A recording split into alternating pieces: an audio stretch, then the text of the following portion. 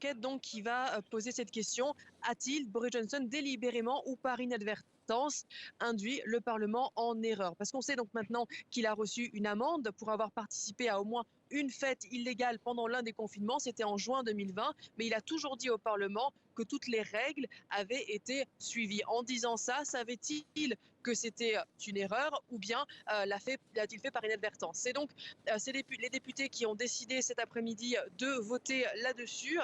Et c'est assez important pour Boris Johnson parce que ce matin encore, il essayait de repousser cette échéance. Il avait déposé un amendement et il l'a finalement retiré quelques minutes avant le début du débat parce qu'il sentait bien que ce n'était pas populaire, ni même auprès de ses propres parlementaires. Et d'ailleurs, ce débat a été assez compliqué pour lui, pour Boris Johnson, parce que beaucoup de ses propres députés conservateurs, l'ont dénoncé et ont retiré sa confiance à Boris Johnson. Donc il sort de ce débat en étant le Premier ministre à non seulement avoir reçu une amende pendant l'exercice de ses fonctions, mais aussi à être référé à ce genre d'enquête parlementaire. Et il va aussi devoir essayer de récupérer la confiance de son parti à quelques semaines des élections locales qui sont début mai.